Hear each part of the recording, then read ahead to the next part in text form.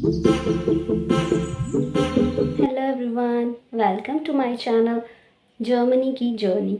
सो आज मैं जो है स्टार्ट करने वाली हूँ specially for those students who are planning to go to Germany.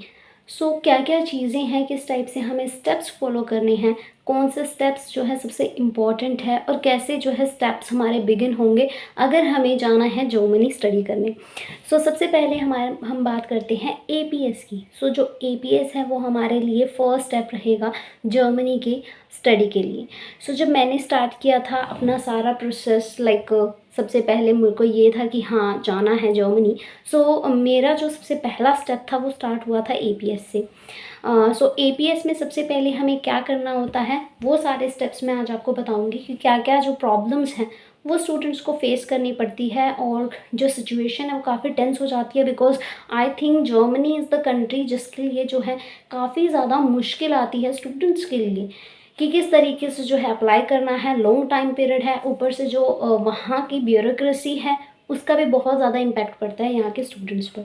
हर एक प्रोसेस, हर एक स्टेप काफ़ी ज़्यादा लेंदी है और टाइम टेकिंग है। सो दैट्स वाई मैंने ये सोचा कि क्यों ना एक वीडियो बनाई जाए हमारे इस पूरी की पूरी जर्नी पर। मैं आपको हर एक चीज़ जो है वो बताऊंगी कि किस टाइप से मैं अपनी जो है स्टडी में किस तरीके से मैंने सोचा और किस तरीके से जो है अप्लाई किया एपीएस वगैरह के लिए। सो सबसे पहले हमारा जो फर्स्ट स्टेप आता है जर्मनी के लिए वो आता है दैट इज़ एपीएस का। और एपीएस मतलब ये चीज़ उनके लिए बहुत आसान है जिन्होंने सिर्फ 12th की हो। जिन्होंने मतलब जिन स्टूडेंट्स ने मास्टर्स के लिए जाना है या बैचलर्स के लिए जाना है, बैचलर्स के लिए तो आसान प्रोसीजर है, तो वो भी मैं आपको बताऊंगी। और जिनको मास्टर्स के लिए अप्लाई करना है उनके लिए एपीएस का प्रोसेस थोड़ा सा डिफरेंट होता है। सो वो भी मैं आपको जो है शेयर करूंगी। बिकॉज आई थिंक मुझे लगता है आसान रहता है किसके लिए, जिन्होंने सिर्फ 12th करके वहाँ पर बैचलर्स के लिए जाना है, तो उनके लिए इतना टाइम टेकिंग प्रोसेस नहीं है। लेकिन जिन्होंने यहाँ पे ऑलरेडी बैचलर्स की है और फर्दर वो सोच रहे हैं कि उनको जाना है दैट इज़ कहाँ, मास्टर्स के लिए, तो उनके लिए एपीएस का प्रोसेस भी काफ़ी ज़्यादा क्या हो जाता है, हेक्टिक हो जाता है। सो सबसे पहले हम बात करते हैं कि जो जा रहे हैं किसके लिए, दैट इज़ बैचलर्स के लिए। उनको एपीएस की सिंपल आप साइट पर जाओगे। साइट पर जाने के बाद आप क्या करोगे, अपना जो है फॉर्म वगैरह फिल आउट कर दोगे। देन उसके बाद आपको क्या करना है, डिजी लॉकर पे जाना है, अपना अकाउंट बनाओ और उसमें अपने 10th और 12th की जो डॉक्यूमेंट्स है, आधार कार्ड है, वो सारा क्या कर दो, डाउनलोड कर दो, यानी कि उसके अंदर अपलोड कर दो, डाउनलोड नहीं अपलोड। सो वो हो जाएगा। उसके बाद आपके पास आएगी दैट इज़ जितने भी आपको डॉक्यूमेंट जो चेकलिस्ट में प्रोवाइड होंगे वो सारे क्या करने हैं, दैट इज़ डॉक्यूमेंट तो ज़्यादा है नहीं है बैचलर्स के लिए, दैट इज़ उनके 10th 12th और जो आइल्स स्कोर है वो भी आप दे सकते हो। अदरवाइज ऐसी नेसेसरी चीज़ नहीं है कि आपको लैंग्वेज का भी कोई डॉक्यूमेंट जो है वो सर्टिफाई कराना है, वेरीफाई कराना है। आपको सिर्फ और सिर्फ अपने क्या करवाना है, दैट इज़ 10th और 12th। सो वो हो जाएगा। उसके बाद आप क्या करोगे, दैट इज़ वो आप जो है कुरियर के थ्रू आप पहुंचा दोगे। और उसके बाद क्या होगा, दैट इज़ आपके पास 1 मंथ और अप्रॉक्सीमेटली 25 टू 27 डेज़ के बाद आपके पास कॉल आती है एपीएस वेरिफिकेशन के लिए एपीएस के सेंटर से। और वो आपको क्या है, डिजी लॉकर के बारे में पूछते हैं, तो आपको उनको अपना पिन देना होता है जिससे कि वो आपकी जो डिजी लॉकर है उसमें से वेरीफाई कर सकें। सो ये सिंपल प्रोसेस है दैट इज़ किसका, दैट इज़ बैचलर्स वालों के लिए। लेकिन क्योंकि मैंने मास्टर्स की थी तो मेरे लिए काफ़ी टफ हो गया था एपीएस लेना भी। सो सबसे पहले मतलब कि मैंने क्या किस तरीके से जो है, वो टाइम मेरे लिए ऐसा था कि मैं मास्टर्स के लिए जा क्यों रही हूँ, ऐसा था मेरे लिए। सो इसलिए वजह से कि हर एक कोई जो पर्सन है वो मतलब कि कई बार नहीं हैंडल कर पाता इतने स्ट्रेस को। सो ताकि वो उस सिचुएशन में डिप्रेस ना हो और मैं उनकी हेल्प कर सकूं, दैट्स वाई मैंने सोचा कि क्यों ना मास्टर्स के लिए कि किस तरीके से एपीएस जो है वो हेल्पफुल हो सकता है और किस तरीके से एपीएस को लिया जा सकता है अगर आप मास्टर्स के लिए जा रहे हैं। सो जब मैंने अप्लाई किया था तो मैंने डिसाइड किया था जर्मनी जाना है। मेरा जो आइल्स का स्कोर था वो आया था जनवरी में। सो जनवरी में आने के बाद मैंने सोचा कि कौन सी कंट्रीज़ जो हैं वो बेस्ट रहेंगी मेरे लिए। सो मास्टर्स मैंने ऑलरेडी यहाँ से की हुई थी, लेकिन फ़र्दर मैंने मास्टर्स की सोची क्योंकि मुझे यहाँ पे इतना ज़्यादा जो है बेनिफिट नहीं लगा मास्टर्स का। तो दैट्स वाई मैंने डिसाइड किया कि मास्टर्स तो करनी है, लेकिन ऐसी कंट्री से जहाँ पे जो है यूनिवर्सिटी जो है वो काफ़ी अच्छी रैंकिंग वाली हो और रिनाउंड हो, ताकि मेरी जो मास्टर्स है उसकी बहुत ज़्यादा बेनिफिट्स हों।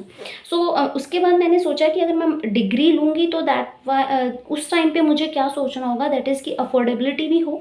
बिकॉज़ ज़रूरी ये है कि जो डिग्री आपको मिल रही है वो आपको अफोर्डेबल प्राइसेस में मिले, ठीक है। बिकॉज़ मैंने ऑस्ट्रेलिया कंसीडर किया तो वहाँ की जो मास्टर्स हैं वो काफ़ी ज़्यादा मेरे लिए क्या थी, कॉस्टली थी। तो वो मैंने जो है बिल्कुल ही रिजेक्ट कर दिया उस कंट्री को।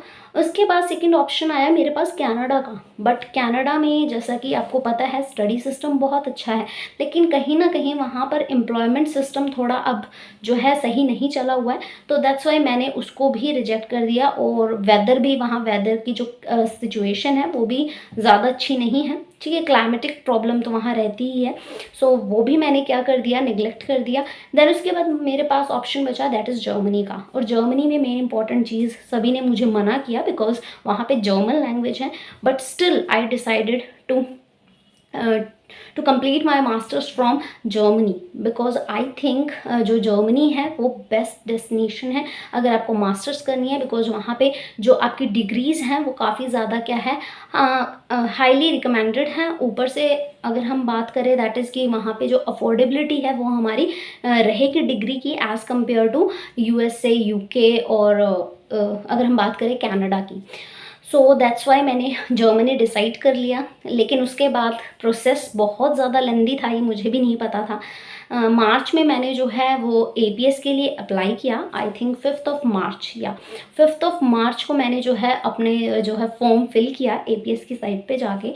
उसके बाद मैंने सोचा कि जो चेकलिस्ट वगैरह है वो भी मैंने क्या कर दी, पूरी फ़ोटो स्टेट करवा के, that is 10th 12th and मैंने अपना IELTS का भी स्कोर दे दिया था इन अ केस कि ताकि आगे जाके कोई प्रॉब्लम ना हो, क्योंकि मैं फ़र्स्ट टाइम मैंने अप्लाई कर रही थी APS के लिए।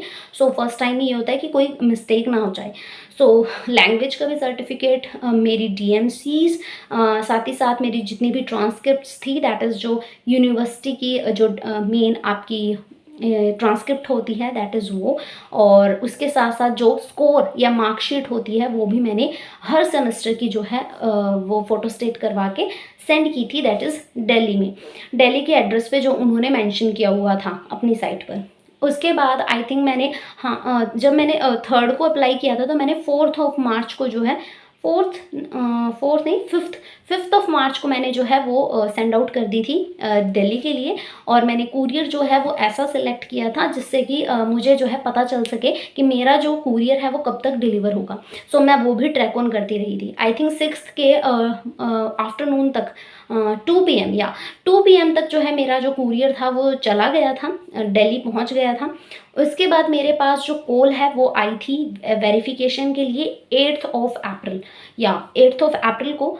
सो उस टाइम पर मेरे लिए काफ़ी ज़्यादा परेशानी वाली बात हो गई थी बिकॉज़ मेरे पास ऑलरेडी डिजी लॉकर में था सब चीज़ें। और मैंने क्या किया था, जो मेरी बैचलर की जो मार्कशीट थी या स्कोर शीट थी वो सारी मैंने डाउनलोड कर ली थी, सॉरी अपलोड कर दी थी, किस पे, दैट इज़ डिजी लॉकर की ड्राइव पे। अब वो ड्राइव जो है वो मुझे भी नहीं पता था कि वो इनऑथेंटिक होती है, यानी कि वो ऑथेंटिकेट डाटा नहीं होता। सो मैंने क्या किया, उसके बाद उनकी कॉल आई मेरे पास। मैं तो थोड़ा सा, क्योंकि उस टाइम पे पैनिक भी होते हैं बिकॉज आपके लिए APS एक बहुत बड़ी चीज़ है। सो एक जो है लेडी ने मेरे से बात की, वो बोल रहे थे that you have to give me pin of DigiLocker. So I just give her the required pin. After that, she told me that there is no data regarding your masters or your bachelor. So I just got confused. I said that it is already been there, like in DigiLocker upload section in Digi Drive. But after that she said that it was not authenticate, so you have to provide me authenticate data. That time I was just, मेरा तो मतलब दिमाग ऐसा हो गया था कि ये क्या हो गया है मेरे साथ। मैं उसके बाद मैंने बोला, and she asked me again and again for the online pin और पासवर्ड और PRN नंबर या PRN number. So I just said that I don't have any kind of pin or password from the university. And she told me that I just call you back after 15 minutes, you have to provide me. Like उस time पे situation काफ़ी ज़्यादा मेरे लिए जो है परेशानी वाली हो गई थी, बिकॉज मैं ऐसे हो गई थी कि मेरे पास कोई पिन कोई पासवर्ड है ही नहीं यूनिवर्सिटी का, बिकॉज मैंने अपनी जो बैचलर की है मास्टर्स की है वो कुरुक्षेत्र यूनिवर्सिटी से की है. अब कुरुक्षेत्र यूनिवर्सिटी ना कोई इस टाइम पर यानी कि अभी तक कोई भी ऐसा ऑनलाइन प्लेटफॉर्म प्रोवाइड ही नहीं किया था कॉमर्स सेक्शन में, क्योंकि मैंने BCom और MCom की थी, तो मेरे लिए कोई ऐसा ऑप्शन था नहीं ऑनलाइन सिस्टम का. सो अभी आ गया है, मुझे भी अभी पता चला है कि जस्ट 2023 या कोरोना के बाद जो है उन्होंने ऑनलाइन सिस्टम स्टार्ट किया है. सो मेरे लिए काफ़ी ज़्यादा स्ट्रेसफुल सिचुएशन थी. उसके बाद लाइक मैं अपनी जॉब पे थी, मैं वापस घर आई, मैं घर आके सोच रही थी कि होगा क्या. देन उसके बाद हाफ एन आवर के बाद उनकी दोबारा कॉल आती है, and she said that you have to provide me, otherwise I will not issue your APS. I said, like, what? Why you can't just provide me my APS? She said that you have not attend your college. That means if you don't have your password. I was just shocked at that time, and I just said that please ma'am, give me 2 days, I have to find where is the password or where is the pin. And after that I just reached to the college and asked my principal and other members about the pin or password. She also told me that कोई भी ऐसा password pin हमारे पास है नहीं है, because university exam जो है करवाती है, हमें क्वेश्चन पेपर सेंड करती है, देन उसके बाद सारा रिजल्ट यूनिवर्सिटी ही तैयार करके देती है. सो उसके बाद I just think that the main information can be gained from the university. So I decided to go to university at that time, and I just very nervous at that time. Even my whole family was very stressful moment for me and for my family. So उसके बाद जो है I think holiday थी रामनवमी की, या रामनवमी की उस time जो है हॉलीडे थी. एंड फिर उसके बाद मैं सीधी गई हूँ यूनिवर्सिटी, और यूनिवर्सिटी में जाने के बाद मुझे जो है उन्होंने एक ईमेल आईडी दी थी. ईमेल आईडी देने के बाद उन्होंने बोला कि आप अपनी एम्बेसी में से अगर फ़ोन आए या फिर आप ऐसा करो उनको मेल कर दो APS वालों को ये आईडी के ऊपर, तो उससे जो है वेरिफिकेशन मेल हमारे पास वापस से आएगा. ठीक है, मैं गई थी रूम नंबर 100 में, या रूम नंबर 100 है सारे फ़ॉरेन से रिलेटेड मैटर्स के लिए. सो अगर आपको भी इन अ फ्यूचर कोई भी प्रॉब्लम आती है फ़ॉरेन के डॉक्यूमेंट से रिलेटेड, सो कुरुक्षेत्र यूनिवर्सिटी में जो है रूम नंबर 100 है, एग्जामिनेशन ब्रांच 2, आप वहाँ जाओ, आपके सारी जो है प्रॉब्लम सॉल्व हो जाएगी. उसके बाद उन्होंने मुझे जो है एक ईमेल आईडी दी, और ईमेल आईडी लेने के बाद मैंने सीधा जो है APS वालों को मेल किया. उस मेल पर उन्होंने जो है मेरी लास्ट जो मैंने किया था दैट इज़ MCom की उन्होंने क्या मांगी थी, that is DMC, and obviously यहाँ DMC मांगी थी, और एक उन्होंने मेन मेरी जो ट्रांसक्रिप्ट थी यानी कि जो लास्ट में बन के आती है, दैट इज़ वो जो है उन्होंने मुझे यूनिवर्सिटी से मांगी थी मेरे बिहाफ पे, तो कि इन्होंने जो है यहाँ से की है या नहीं की है स्टडी. तो उसके बाद फिर जब मेल आया तब मुझे यूनिवर्सिटी वालों ने बोल दिया था कि आप अगर मेल आ जाता है और आपकी यूनिवर्सिटी आपको आपकी जो APS है, APS वाला जो वेरिफिकेशन सेंटर है, अगर वो आपको बोलता है कि आप अभी तक जो है आपकी यूनिवर्सिटी रिप्लाई नहीं कर रही है, उस टाइम पे आपको हमारे पास आना है, और आ करके जो भी 2 डॉक्यूमेंट्स या 3 डॉक्यूमेंट्स जितने भी वेरिफिकेशन के लिए वो देंगे, उनकी पर कॉपी आपको जो है 500 फ़ी जो है पे करनी होगी, और 500 जो है ईच डॉक्यूमेंट के देने के बाद हम यहाँ से उनको रिप्लाई कर देंगे और आपके सारे मार्क्स वगैरह यहाँ से सेंड कर देंगे. सो उसके बाद उनके पास जो है मेल आया, मेरे पास भी ईमेल आया APS की तरफ से कि आपकी जो यूनिवर्सिटी है वो रिस्पॉन्ड नहीं कर रही है. तो मैं उससे अगले दिन चली गई और मैंने वहाँ जाके जो है देखा, वहाँ पे आई थिंक 100 जो रूम है, उसी के ही जो है बाहर एक कंप्यूटर वगैरह लेके बैठे हुए हैं, एक रूम है। तो वहाँ पर मैं गई और वहाँ पे सारे के सारे जो फ़ॉरेन यूनिवर्सिटीज़ हैं वहीं पर जो है बच्चों को मेल भेजती हैं उसी यूनिवर्सिटी वाली साइट से। तो मैं वहाँ पे गई और उन्होंने जो है दिखाया मुझे कि दैट 2 डॉक्यूमेंट आए हुए हैं, आपको 1000 फ़ी पे करनी होगी। तो मैं वहाँ से एक स्लिप बनवा के नीचे आई थिंक, हाँ, वहीं पे जो है एक जो स्लिप है वो पे होती है, उसके ऊपर मेरा यूनिवर्सिटी का रोल नंबर लिखा गया, नेम लिखा गया, ईयर लिखा गया जिस ईयर मैंने पास आउट किया। उसके बाद फिर उन्होंने जो है शाम तक रिप्लाई कर दिया था दोनों ही चीज़ों का। देन उसके बाद मुझे लगा कि हाँ अब काम हो जाएगा, आई थिंक सो। देन उसके बाद जो है 24 ऑफ अप्रैल या 8 को ये सारा प्रोसीजर स्टार्ट हुआ था। 24 ऑफ अप्रैल को जो है उन्होंने मुझे इशू किया, दैट इज़ एपीएस। लेकिन इसके साथ साथ जो मेरे ऊपर प्रेशर था वो बहुत ज़्यादा था कि एपीएस कितना ज़्यादा टफ है मास्टर्स के लिए। अगर किसी को ना प्रोसेस पता हो, दैट्स वाई मैंने ये वीडियो बनाई है, क्योंकि कुरुक्षेत्र यूनिवर्सिटी वो बोलते हैं बार बार, जो प्रोफेसर्स हैं उनको भी पता नहीं होता, बिकॉज हर एक स्ट्रीम की उनको भी नॉलेज नहीं होती। ये काफ़ी टफ होता है कि आप अगर हर प्रोफेसर से जा करके पूछोगे, क्योंकि मेरे केस में सेम हुआ है। मैं एक दिन बिल्कुल वेस्ट करके आई थी यूनिवर्सिटी में, मेरे को बिल्कुल पता नहीं चला कि आखिर एपीएस पीआरएन नंबर है क्या। देन उसके बाद एक प्रोफेसर मिले, उन्होंने मुझे बताया कि पीआरएन नंबर सिर्फ और सिर्फ जो नॉन मेडिकल के स्टूडेंट्स हैं उनको इशू होता है। आप कॉमर्स के स्टूडेंट हो, आपका कोई पीआरएन नंबर से लेना देना है ही नहीं। एंड मेरे को समझ नहीं आ रहा है, लाइक ठीक है एपीएस है, बट स्टिल एपीएस की जो मेन हेड हैं उन्होंने किस टाइप से, मतलब कि बच्चों से इंफॉर्मेशन निकालने का तरीका ये बिल्कुल गलत है। डायरेक्टली उनको आप ऐसे कैसे बोल सकते हो पीआरएन नंबर दो, विदाउट उनकी फील्ड जाने। फिर भी आप उसको पीआरएन नंबर लाइक वोट, कोई भी किसी भी स्ट्रीम से आ सकता है, सबके लिए पीआरएन नंबर एप्लीकेबल नहीं होगा। ये मेरे लिए काफ़ी टफ था और मुझे कहीं ना कहीं ये लगा है कि एपीएस जो सेंटर है उनको थोड़ा सा अपना तरीका जो है इन्फॉर्मेशन का वो मोल्ड करना चाहिए, बिकॉज आई थिंक जो आसानी से काम हो सकता था वो पीआरएन नंबर की वजह से कहीं ना कहीं मेरा बहुत ज़्यादा टाइम वेस्ट हुआ है और मैं सही तरीके से इन्फॉर्मेशन तक नहीं पहुंच पाई हूँ।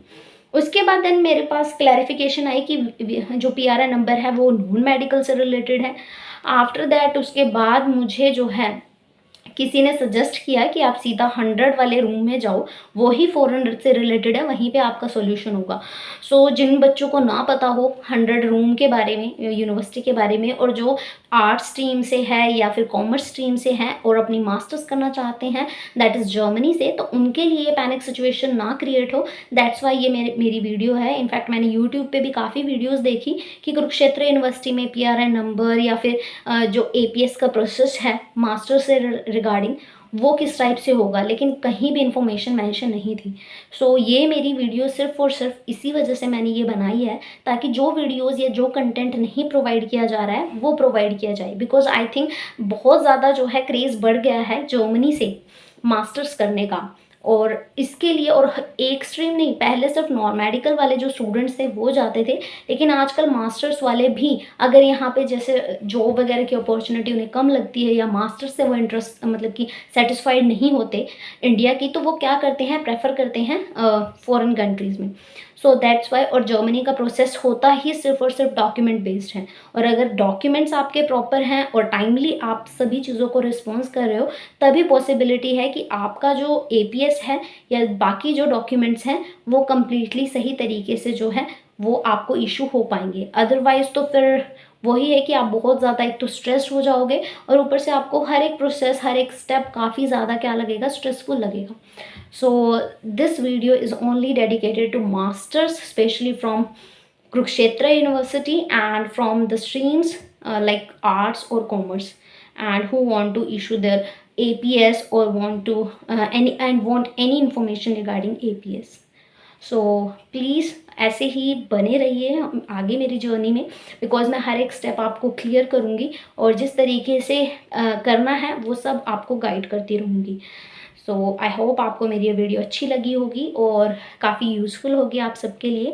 प्लीज़ कमेंट करें और जो जो इशू आ रहा है आपका एपीएस के रिगार्डिंग, प्लीज़ वो मुझे ज़रूर कमेंट करें, बिकॉज़ मैं चाहती हूँ कि मैं सबकी हेल्प कर सकूँ अपने लेवल पर, और जितनी मेरे को इन्फॉर्मेशन है वो सब मैं आपको प्रोवाइड करने की कोशिश करूँगी, because I know it's a big dream to study in Germany for the students who really want. So कोई भी अगर आपको प्रॉब्लम है, क्वेरी है, प्लीज़ कमेंट करें और इनफैक्ट आप ये भी बता सकते हैं कि आपको क्या-क्या प्रॉब्लम्स फेस करनी पड़ी थी एपीएस के दौरान। सो लैग पीरियड वगैरह अगर आपका ज़्यादा है, दैट इज़ काफ़ी टाइम बाद आपका अगर एपीएस इश्यू हुआ है, तो वो भी आप हमारे साथ जो है स्टोरी मतलब कमेंट में आप मेंशन कर सकते हैं। So thank you and have a good day. आगे भी मैं ऐसे ही डालती रहूँगी हर एक स्टेप का। सो मैं आपको जर्नी सही में अपनी जो है हर एक चीज़ों के बारे में इंफॉर्मेशन देती रहूँगी। नेक्स्ट वीक मेरी फिर एक वीडियो आएगी जिसमें मैं सभी ऑफर लेटर वगैरह के बारे में डिस्कशन करूँगी, पब्लिक प्राइवेट यूनिवर्सिटीज़ इन सब के बारे में डिस्कशन करूँगी मास्टर्स के लिए। So thank you and have a good day.